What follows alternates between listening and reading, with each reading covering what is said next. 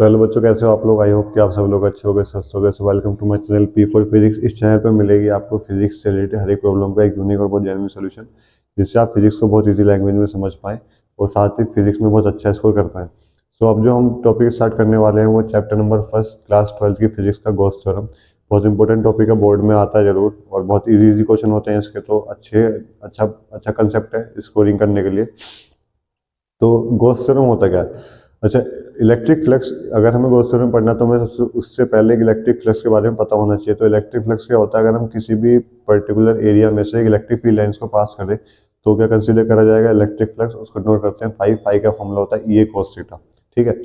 तो Gauss theorem में क्या बात बताई? गॉस थ्योरम के हिसाब से क्या होता है, अगर हमारे पास कोई भी चार्ज है, कोई भी हमारे पास बेसिक चार्ज है, उसके आसपास अगर मैं एक इमेजिनरी सरफेस बना लूँ अपनी, कैसे बना लूँ? Imaginary surface. फॉर एग्जांपल, अगर मेरे पास एक स्फेरिकल चार्ज है तो उसके आसपास जो गोल एक वो बनेगी सरफेस, वो कैसी, उसको ना क्या नाम दे रहे हैं? Gaussian surface. उसकी जो शेप होगी वो कैसी होगी? सर्कुलर या फिर स्फेरिकल। ठीक है। तो इस वाली बात को ध्यान रखते हुए हम क्या पढ़ेंगे? अपनी गॉस थ्योरम। तो गॉस थ्योरम क्या बात बोलते हैं? अगर मैं कभी भी इलेक्ट्रिक फील्ड का इंटीग्रेशन कर दूं, दस दस अच्छा, मैं आपको पहले इसका स्टेटमेंट बता दूं। The surface integral of electric field for a closed loop is always equal to the 1/epsilon times of the total charge enclosed by the surface. कहने का मतलब, अगर मैं एक इलेक्ट्रिक फील्ड लूं, है ना, एक इलेक्ट्रिक फील्ड की सरफेस इंटीग्रेशन कर दूं इलेक्ट्रिक फील्ड का चारों तरफ, एक चार्ज के आसपास जो इलेक्ट्रिक फील्ड है उस समय क्या कर दूं? सरफेस इंटीग्रेशन कर दूं, तो वो हमेशा किसके बराबर आएगा? 1/epsilon टाइम्स, एप्सिलॉन का मतलब permittivity of a free space, into उसका चार्ज, जो उस वाले सरफेस के अंदर चार्ज रखा होगा। तो कहने का मतलब, जो भी इलेक्ट्रिक फील्ड बनेगा किसके अराउंड? चार्ज के अराउंड, वो किसकी प्रॉपर्टी है? उस वाले चार्ज की। और साथ में 1/epsilon। एप्सिलॉन का मतलब कि अगर फ्री स्पेस में रखा गया है तो वो एप्सिलॉन क्या होगी? उसकी परमिटिविटी ऑफ फ्री स्पेस। तो गोस थ्योरम के हिसाब से क्या होता है कि हम किसी भी चार्ज के अराउंड इलेक्ट्रिक फील्ड निकाल सकते हैं। तो उस इलेक्ट्रिक फील्ड निकालने का फॉर्मूला क्या होगा? The surface integral of electric field for a close loop is always equal to the 1/epsilon times of the total charge enclosed by the surface. ठीक है। तो ये इसकी बेसिक डेफिनेशन थी। अच्छा, अब यहाँ पे इसकी डेफिनेशन में इसको हम दो पार्ट में डिवाइड करेंगे। सबसे पहला, the surface integral of electric field for a close loop. ठीक है ना। सबसे पहले इसको डिवाइड करते हैं। इसका मतलब क्या होता है? हमने फ्लक्स पढ़ा था, फ्लक्स के बहुत सारे फॉर्मूले होते हैं। फाई, फाई से भी नोट करते हैं, सरफेस इंटीग्रेशन ऑफ E/ds से भी नोट करते हैं उसको, फ्लक्स को। तो मैंने यहाँ ये जो काम करा है, the surface integral of electric field is electric flux. इसका मतलब, जब हम किसी भी इलेक्ट्रिक फील्ड का एक सरफेस इंटीग्रेशन कर देते हैं, इलेक्ट्रिक फील्ड को एक सरफेस के अंदर बांध देते हैं, तो वो इलेक्ट्रिक फ्लक्स ही तो बन गया। इलेक्ट्रिक फील्ड एक एरिया में से बाहर निकले, वही तो फ्लक्स होता है। तो जब मैं कभी भी इलेक्ट्रिक फील्ड को इंटीग्रेशन कर देता हूँ तो वो क्या बन जाता है? उसका पूरा का पूरा फ्लक्स। तो वो क्या कहलाता है? फ्लक्स। अच्छा, तो इसका मतलब क्या हुआ? सरफेस इंटीग्रेशन करना है इलेक्ट्रिक फील्ड का, किससे? एक एरिया से, ds पैच से। तो यहाँ पे क्या होगा? सरफेस इंटीग्रेशन eds, यहाँ से डॉट प्रोडक्ट तो फोर्स आ गया, और इसको मैं कभी बोलता हूँ फाई। क्या बोलता हूँ? फाई। तो ये पहले वाला स्टेटमेंट आपको समझ में आया? इज इक्वल टू मतलब इक्वल टू का निशान लगाना है, 1/epsilon times of the total charge enclose by the surface. कहने का मतलब, अगर मेरे पास एक चार्ज है Q, ठीक है ना, और मैंने एक गॉसियन सरफेस बना ली इस तरीके से, ठीक है ना, जिसका मुझे सरफेस इंटीग्रेशन करना है। तो ये एक इलेक्ट्रिक फील्ड का पूरा एरिया, यहाँ से भी, यहाँ भी इलेक्ट्रिक फील्ड है, यहाँ भी इलेक्ट्रिक फील्ड है, यहाँ भी इलेक्ट्रिक फील्ड है, यहाँ भी, हर जगह इलेक्ट्रिक फील्ड है। तो अगर मैं इन सब इलेक्ट्रिक फील्ड को ऐड कर दूं, तो कैसे ऐड करता हूँ? मैं हमेशा एक पैच मानता हूँ। ठीक है। पैच का एरिया ds ये रहा। पैच का मतलब एरिया का छोटा सा हिस्सा, वो क्या होता है? पैच। तो मैंने इसका ds यहाँ मान लिया। इलेक्ट्रिक फील्ड भी इसमें आउटवर्ड ही हो गया, फिर इनवर्ड होगी। अगर पॉजिटिव चार्ज है तो मैं आउटवर्ड ही मान लेता हूँ। तो इलेक्ट्रिक फील्ड क्या है इसके? आउटवर्ड। यहाँ पे थीटा कितना बन रहा है? 0 डिग्री। क्या बन रहा है? 0 डिग्री। तो इस तरीके से अगर मैं बहुत सारे पैच ले लूँ, यहाँ भी पैच, यहाँ भी पैच, यहाँ भी पैच, और उन सब में कर दूँ इंटीग्रेशन 0 से लेकर 2πr तक का, तो वो मेरे क्या निकाल देगा? फ्लक्स। क्योंकि हमने चार्ज को क्या कर दिया? क्लोज। चार्ज के अंदर क्या होता है? इलेक्ट्रिक फील्ड, जिसकी वजह से क्या बन गया? Electric flux. ठीक है। इज इक्वल टू द, जो इसके इलेक्ट्रिक फ्लक्स होगा, ये वाला जो बनाएगा, सरफेस वाला जो बनाएगा, जो हम एनक्लोज कर देंगे, वो हमेशा किसके बराबर होगा? इस वाले चार्ज के मल्टीप्लीकेशन के। और इनवर्सली प्रोपोर्शनल होता है वो एप्सिलॉन नॉट के। एप्सिलॉन नॉट का मतलब permittivity of a free space. ठीक है।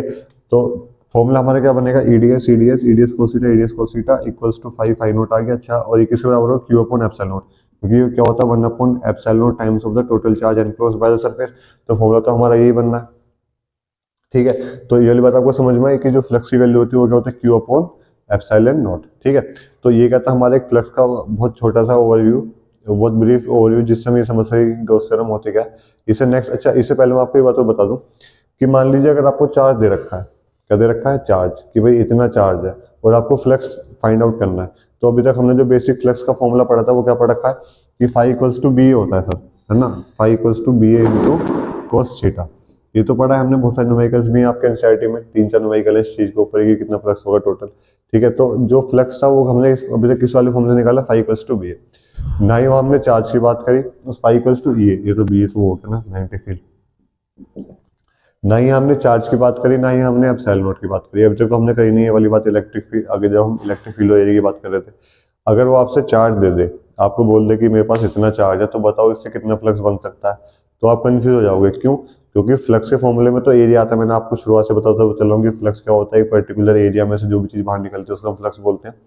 इस वाले केस में हमें ध्यान रखना है कि according to using the statement of Gauss theorem हम डायरेक्ट फ्लक्स निकाल सकते हैं बिना एरिया का इस्तेमाल करें।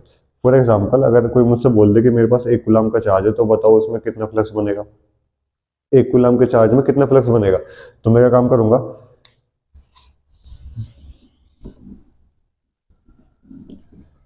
ठीक है, मेरे पास 1 कूलम का चार्ज है, क्यू की वैल्यू कितनी है, 1 कूलम, और मुझे फ्लक्स निकालना है, तो फाई का फॉर्मूला क्या होता है, Q upon epsilon not. Q की वैल्यू क्या है, 1 कूलम, एप्सिलॉन नॉट की वैल्यू क्या होती है 8.85 10 की पावर -12। लेकिन अगर मैं अपनी आसानी के लिए 4 पाई से ऊपर मल्टीप्लाई करूँ और नीचे भी 4 पाई से मल्टीप्लाई कर दूँ, तो 1/4 पाई एप्सिलॉन नॉट क्या होता है, 9 इंटू 10 की पावर 9, है ना, और ये क्या बन गया 4 पाई, तो कितना हो गया 4 9 जा 36 पाई इंटू 10 की पावर 9। ठीक है, ये तो बनी फ्लक्स की वैल्यू, तो उसमें इतना फ्लक्स होगा क्या, 1 कूलम के अंदर चार्ज में। तो हम डायरेक्ट फ्लक्स निकाल सकते हैं। यहाँ पर हमें एरिया का काम इसलिए नहीं आया क्योंकि जैसे मैं एरिया बढ़ाता हूँ तो उस हिसाब से मेरा इलेक्ट्रिक फील्ड घटता भी तो है, अगर एक चीज बढ़ाने पर दूसरी घटती है तो वो न्यूट्रलाइज हो जाती है। ये हम गॉस थ्योरम के प्रूफ में भी प्रूफ कर सकते हैं, पर आपके सिलेबस में नहीं है, लेकिन मैं फिर भी करवा दूंगा, 2-3 मिनट की तो बात है। तो हमें ये वाली बात समझ में आई कि अगर किसी ने मुझे चार्ज दे रखा है तो मैं डायरेक्ट फ्लक्स निकाल सकता हूँ। तो हम उसका उल्टा भी तो कर सकते हैं, अगर किसी ने मुझे फ्लक्स दे रखा है तो मैं चार्ज भी तो निकाल सकता हूँ। कैसे? चार्ज की वैल्यू क्या होगी, phi into epsilon naught. Phi की वैल्यू उसमें गिवन है, एप्सिलॉन नॉट की वैल्यू क्या होती है 8.85 इंटू 10 की पावर -12। तो इस तरीके से मैं क्या निकाल सकता हूँ, एक चार्ज की वैल्यू एक फ्लक्स के अंदर। अब आपको ये बात तो हमेशा ध्यान रखें कि जहाँ कहीं भी फ्लक्स होगा ना वहाँ चार्ज ऑटोमेटिकली आ ही जाएगा, और फ्लक्स एक स्केलर क्वांटिटी है तो उसकी वैल्यू नेगेटिव भी हो सकती है और पॉजिटिव भी हो सकती है। अगर फ्लक्स की वैल्यू पॉजिटिव है तो इससे हमें क्या कंक्लूजन निकालना है कि जहां कहीं भी वो फ्लक्स बन रहा होगा, फ्लक्स किसी चार्ज की वजह से बन रहा होगा अकॉर्डिंग टू गॉस थ्योरम, अगर कहीं फ्लक्स बन रहा है तो वहाँ क्या होगा, चार्ज। अच्छा, चार्ज दो तरीके के होते हैं, पॉजिटिव चार्ज होता है, एक नेगेटिव चार्ज होता है। तो गॉस थ्योरम के हिसाब से फाई का formula Q upon epsilon not होता है, क्यू अपॉन एप्सिलॉन नॉट होता है, यही तो होता है। क्या एप्सिलॉन नॉट कभी कभी नेगेटिव आ सकती है? नहीं, क्योंकि मैंने ये बता दिया 8.85 10 की पावर -12 नेगेटिव तो नहीं है, भले वो छोटी हो पर नेगेटिव नहीं है, तो ये तो कभी नेगेटिव हो नहीं सकती। अब क्या बचा हमारे पास, चार्ज। चार्ज तो नेगेटिव होता है, पॉजिटिव होता है, तो अगर मेरा चार्ज नेगेटिव होगा तो फ्लक्स भी क्या होगा, नेगेटिव। तो अगर मेरे कभी फ्लक्स वैल्यू नेगेटिव आ रही होगी तो मैं क्या कंक्लूड करूंगा उसमें से कि जिस भी जगह वो फ्लक्स बन रहा होगा वहां पे क्या होगा, एक नेगेटिव चार्ज होगा। क्या होगा, नेगेटिव चार्ज। अगर मेरे फ्लक्स वैल्यू पॉजिटिव आ रही है तो मैं क्या कंक्लूजन निकालूंगा कि जहां भी वो वाला चार्ज रखा होगा वहां क्या होगा, जहां भी वो वाला फ्लक्स बन रहा होगा वहां क्या होगा, पॉजिटिव चार्ज। तो कहने का मतलब, अगर आप एक छोटा एग्जाम्पल लें कि भाई मेरे पास एक बॉक्स है और इस वाले बॉक्स में जो फ्लक्स है, अंदर इस वाले बॉक्स से जो फ्लक्स है वो है 1 वेबर, 1 वेबर कह रहा हूँ, 1 न्यूटन मीटर स्क्वायर पर कूलम, ठीक है ना, 1 प्लस का 1 है, बस के +1। तो मैं इससे क्या कंक्लूजन निकालूंगा कि इस वाले बॉक्स के अंदर जो चार्ज रखा गया है उसकी वैल्यू पॉजिटिव है, उसकी वैल्यू क्या है, पॉजिटिव। अगर वही -1 न्यूटन मीटर स्क्वायर पर कूलम होता तो मैं क्या मानता कि भाई इसके अंदर जो चार्ज रखा गया है वो क्या है, एक नेगेटिव चार्ज है।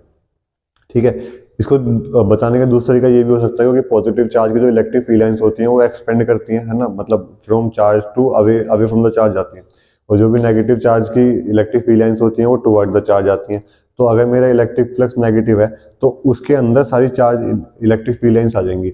लेकिन अगर मेरा जो इलेक्ट्रिक फ्लक्स है वो पॉजिटिव है तो उसका मतलब है कि वहां से इलेक्ट्रिक फील्ड लाइंस बाहर की तरफ निकलेंगी। ठीक है, तो जब कभी भी हमारी इलेक्ट्रिक फील्ड लाइंस बाहर की तरफ निकलती हैं तो हम क्या कंक्लूड करते हैं कि वहां पे क्या रखा है, पॉजिटिव चार्ज। और जब कभी भी इलेक्ट्रिक फील्ड लाइंस किसी चीज के अंदर आती है तो हम क्या मान के चलते हैं कि वहाँ फ्लक्स भी क्या होगा, नेगेटिव, और चार्ज भी क्या है, नेगेटिव। तो ये हमारा किसका कंसेप्ट था, गॉस थ्योरम का। तो इसके ऊपर आपके एनसीईआरटी में एनसीईआरटी एक्सरसाइज में बहुत सारे न्यूमेरिकल्स हैं, जहाँ पे फ्लक्स होगा वहाँ पे तो ऑब्वियसली बात है गॉस थ्योरम लगेगी, और वहाँ हम इस तरीके से चार्ज और फ्लक्स भी आराम से निकाल सकते हैं। सो आई होप कि आपको ये वाला सेशन अच्छा लगा होगा। अच्छा, इस सेशन को करने से पहले मैं आपको एक बार छोटा सा, एक जो बहुत बार बोर्ड में ये वाले क्वेश्चन आए हैं आप उसको कर लो, क्योंकि मेरे अचानक से याद आ गया।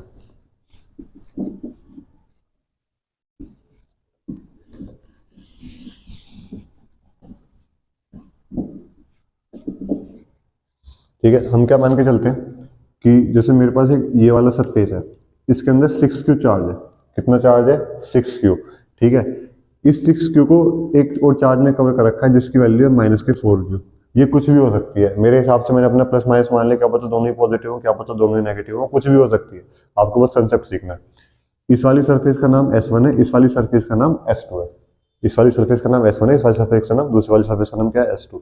आपसे क्वेश्चन पूछा जाएगा अगर ऐसे एक डायग्राम है तो find the ratio of the flux for surface S1 and for surface S2।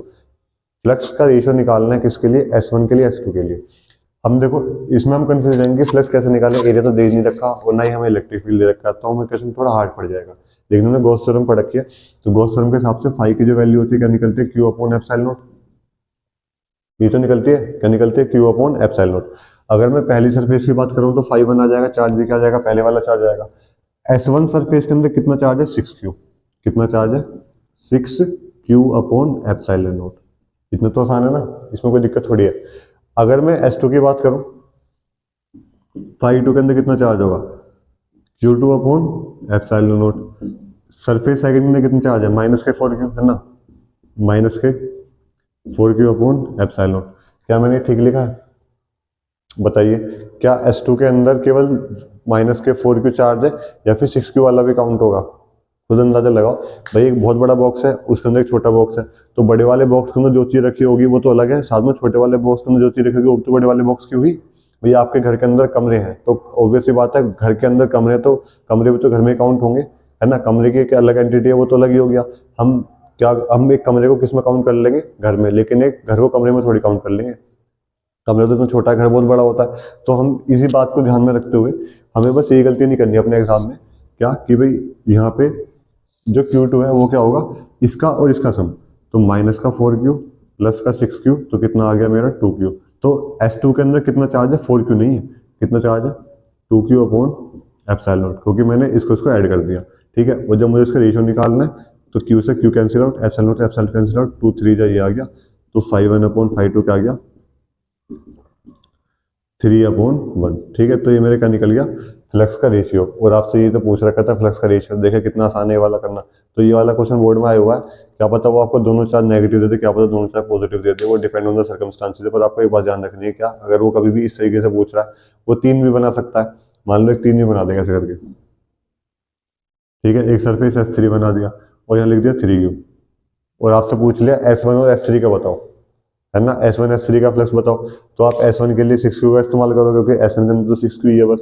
और S3 के लिए किसका इस्तेमाल करोगे? 3Q 4Q और 6Q। तो इसका तो आंसर नेट 2 ही आ रहा था, और 2 और 3 5 हो जाएगा, तो इसका आंसर आ जाएगा 6:5, 5 1/5। ठीक है, तो इस तरीके से हम इसके कोई भी न्यूमेरिकल कर सकते हैं फ्लक्स से रिलेटेड। बस आपको इस बात का ध्यान रखना होगा, जितना उस वाले एरिया में एनक्लोज होगा वो वाला चार्ज, वही क्या बनाएगा हमारा केवल फ्लक्स।